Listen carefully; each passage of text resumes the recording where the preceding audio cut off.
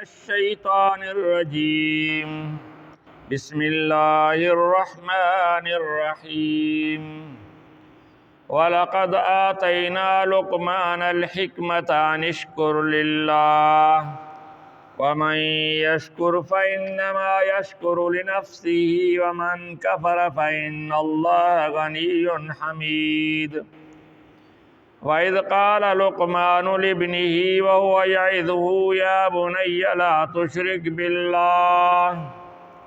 لا تشرك بالله إن الشرك لظلم عظيم ووصينا الإنسان بوالديه حملته أمه وهنا على وهن وفصاله في عامين أن اشكر لي ولوالديك وإلي المصير صدق اللہ العظیم۔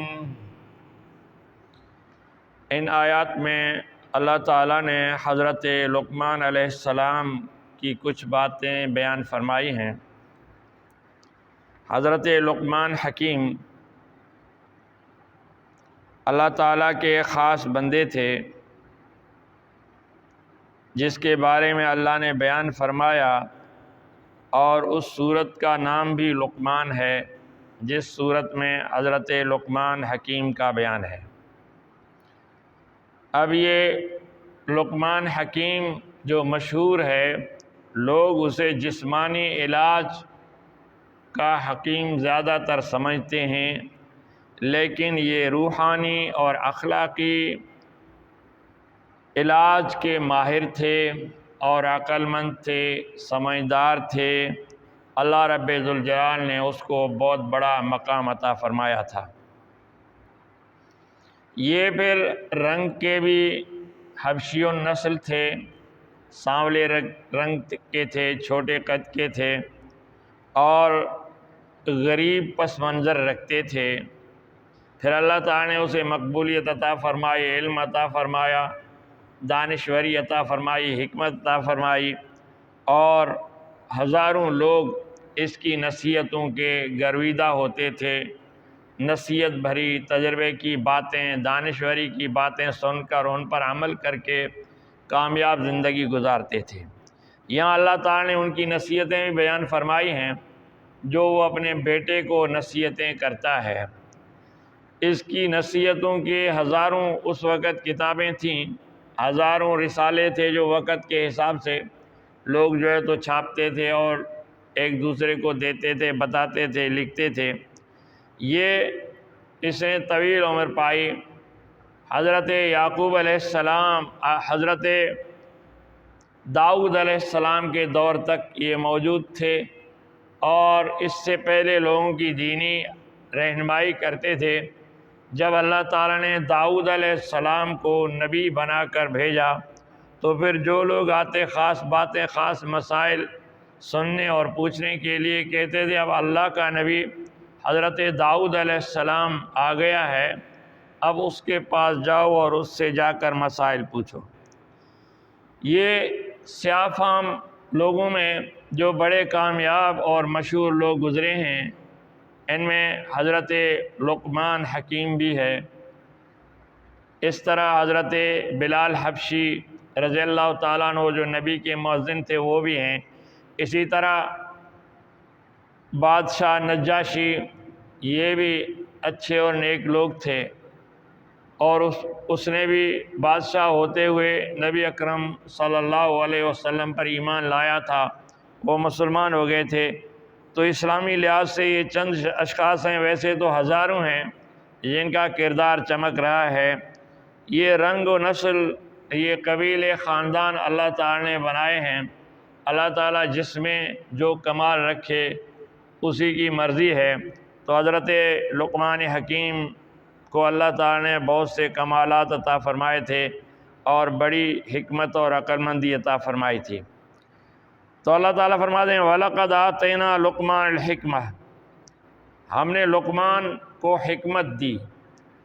میں وضاحت کر چکا ہوں کہ جسمانی علاج کی حکمت نہیں، وہ تو تھوڑے بہت شاید کرتے ہوں، لیکن روحانی علاج، لوگوں کو شرک سے بچانا، کفر سے بچانا، بد اخلاقی سے بچانا، اور غلط حرکتوں سے بچانا، اور لوگوں کو جو ہے تو برائیوں سے بچانا، نیکیوں کا راستہ بتانا، سچی بات بتانا، اور لڑتے ہوئے لوگوں کے درمیان صلح کرنا، اور جو ہے تو یہ حکمت کس کو کہتے ہیں؟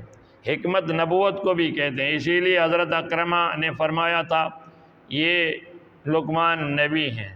باقی جو دوسرے مفسرین ہیں یا دوسرے صحابہ کرام ہیں، ان کے نقطۂ نظر سے یہ نبی نہیں ہیں، بلکہ اللہ تعالی نے اس کو بڑا علم، بڑی دانش مندی اور بڑی حکمت یعنی سمجھداری عطا فرمائی تھی۔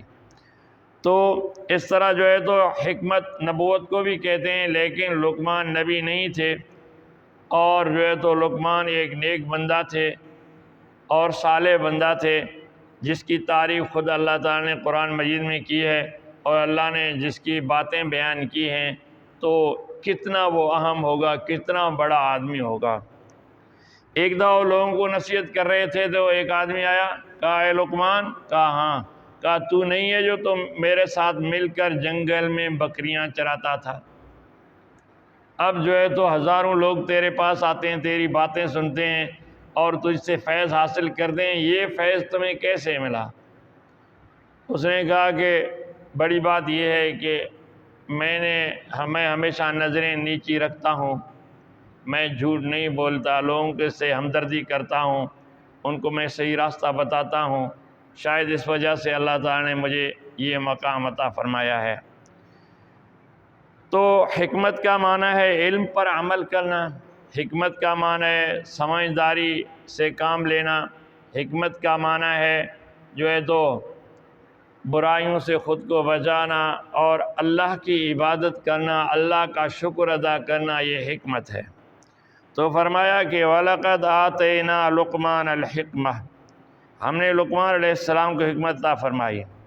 انشکر للہ، اسے حکم دیا کہ اللہ کا شکر ادا کر کے میں نے تمہیں یہ علم اور حکمت عطا فرمائی۔ اب بچپن سے بھی وہ حکیم تھے، اس کے والد بادشاہ کے دربار میں کام کرتے تھے، درباری ملازم تھے، یہ بھی چھوٹے بچے تھے، کبھی کبھار اس کو لے جاتے تھے۔ ایک دفعہ بادشاہ کے ہاں کوئی پھل آیا اور بادشاہ نے کٹوانے کا حکم دیا، جب کٹ کے تیار ہو گیا تو کہا سب سے پہلے اس بچے کو دے دو۔ اب لقمان کو دیا گیا، لقمان شوق سے کھاتا رہا، اور باقی جو تیار ہو گیا اب کہا دوسرے لوگ کھائیں۔ وزیر مشیر وغیرہ بیٹھے ہوئے تھے، سب کھا کر اخ تھو کرنے لگے، نکالنے لگے، کہا کیا کڑوا ہے۔ بہت سے پھل کڑوے بھی ہوتے ہیں، جیسے کھیروں میں کڑوے کھیرے بھی نکل آتے ہیں، اسی طرح دوسرے پھلوں میں بھی کڑوے بھی کسی پھل میں نکل آتے ہیں۔ تو اسی طرح کھیرے جیسا کوئی پھل تھا جو کڑوا نکل آیا، تو دوسروں نے اختو کر کے نکال دیا، لیکن لقمان کھا گیا سارا۔ بادشاہ نے پوچھا یہ کڑوا نہیں تھا؟ کہا ہاں تھا۔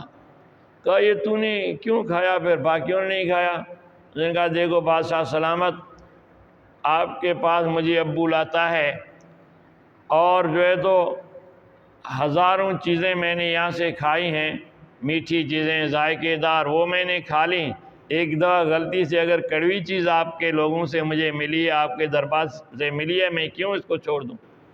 اگر میٹھی چیزیں، ذائقے دار چیزیں میں کھاتا ہوں، مجھے چاہیے کڑوی بھی کھاؤں۔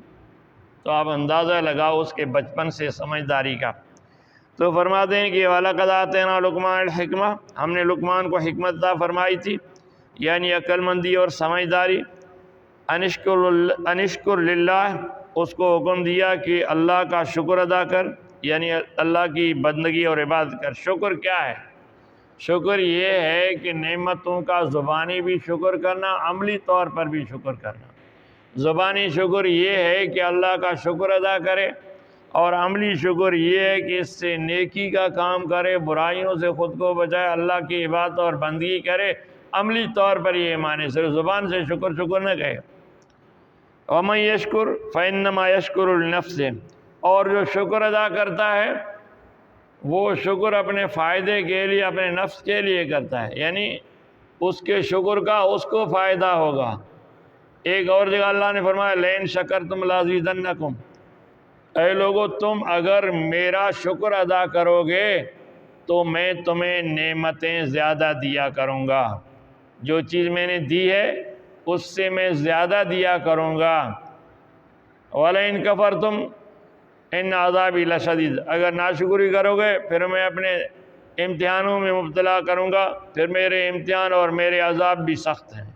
تو اسی لیے بندے کو شکر ادا کرنا چاہیے۔ اگر کوئی سختی آتی ہے، امتحان آتا ہے، تو پھر صبر کرنا چاہیے۔ تو فرماتے ہیں وَمَن يَشْكُرْ فَإِنَّمَا يَشْكُرُ لِنَفْسِهِ، جو شکر ادا کرتا ہے وہ اپنے لیے شکر کرتا ہے، یعنی اس کا اپنا فائدہ ہوتا ہے۔ وَمَن كَفَرَ، اور جو ناشکری کرے گا، منکر ہوگا، تو فَإِنَّ اللَّهَ غَنِيٌّ حَمِيدٌ، پھر اللہ بھی اس سے بے پرواہ ہوتا ہے۔ پھر اللہ شاید دوسری نعمتیں نہ دے، ایک نعمت کی اگر آپ قدر کرو گے، شکر کرو گے، اللہ تمہیں نعمتیں زیادہ دے گا۔ اگر نعمت کی ناشکری کرو گے، قدر نہیں کرو گے، پھر اللہ اپنی نعمتیں چھین لے گا۔ اس کی بڑی مثال نبی اللہ کی نعمت ہیں۔